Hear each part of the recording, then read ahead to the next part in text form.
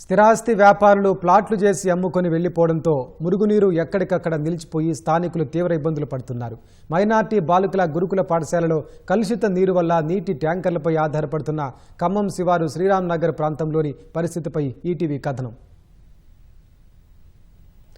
ఖమ్మం నగరంలోని శివారు ప్రాంతాల్లో మురుగునీటి సమస్యతో స్థానికులు తీవ్ర ఇబ్బంది పడుతున్నారు. ముఖ్యంగా అక్కడున్న మైనార్టీ గురుకుల పాఠశాలలో 506 మంది విద్యార్థినులు 50 మంది సిబ్బంది తీవ్ర ఇబ్బందులు ఎదుర్కొంటున్నారు.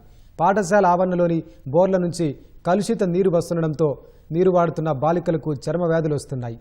దీంతో అక్కడ సిబ్బంది నగరపాలక అధికారులకు తెలియజేయగా మంచినీటి ట్యాంకర్లు పంపుతున్నారు.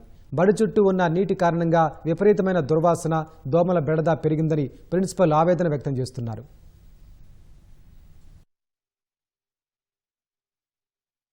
వర్షాకాలం మూలన పైనుంచి వచ్చేటువంటి వాటర్ అంతా కూడా స్టాగ్నేట్ అయ్యి బోర్ వాటర్ అనేది కొంచెం పొల్యూట్ అవుతుంది. ఈ సమస్య అనేది 3-4 ఇయర్స్ నుంచి ఫేస్ చేస్తున్నాం. కానీ అప్పుడు కొంచెం డౌన్కి వెళ్ళిపోయే వాటర్ అంత ప్రాబ్లం అనేది అనిపించేది కాదు. ప్రజెంట్ ఉన్నటువంటి సిచ్యుయేషన్లో రోడ్ లైన్స్ ఇవన్నీ కూడా వేయటం మూలన ఎక్కడ వాటర్ అక్కడే స్టాగ్నేట్ అయిపోయి బోర్ వాటర్ అంతా కూడా పొల్యూట్ అయ్యి స్టూడెంట్స్ కూడా చాలా ఇబ్బందికరంగా ఉంది. నేను అధికారుల దృష్టికి కూడా తీసుకెళ్లాను. అందరూ వచ్చి చూసి వెళ్తున్నారు, కానీ దీనికి పర్మనెంట్ సొల్యూషన్ అనేది దొరకడం చాలా కష్టంగా ఉంది.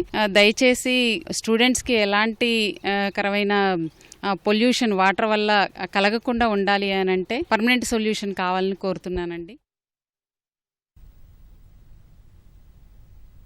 నగర శివారులోని శ్రీరామ్ నగర్ కాలనీలో నివాసం ఉంటున్న వారి పరిస్థితి మరింత దారుణంగా మారింది. నివాసాల చుట్టూ మురుగునీరు చేరుతో ఇబ్బందులు పడుతున్నారు. ఖాళీ స్థలాల్లో వర్షపు నీరు, మురుగునీరు చేరడంతో దుర్వాసన వస్తోందని చెబుతున్నారు. పాములు, విషపురుగులు వస్తున్నాయని భయాందోళనకు గురవుతున్నారు. అధికారులకు చెప్పినా పట్టించుకోవడం లేదని ఆవేదన వ్యక్తం చేశారు.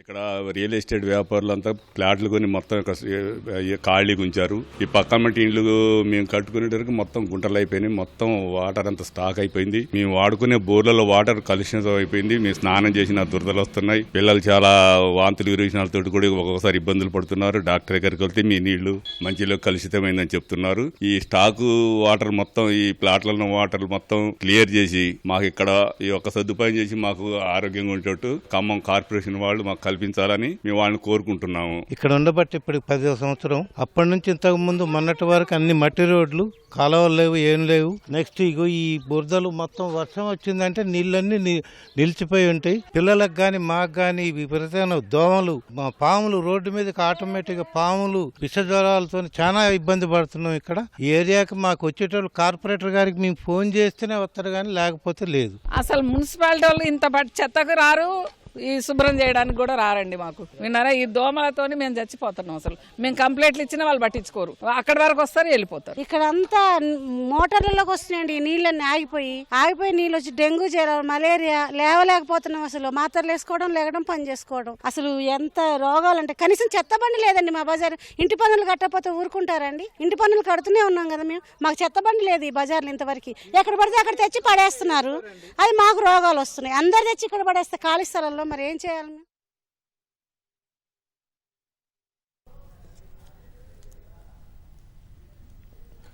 నగరపాలక సంస్థ అధికారులు ఈ సమస్యకి శాశ్వత పరిష్కారం చూపాలని స్థానికులు కోరుతున్నారు.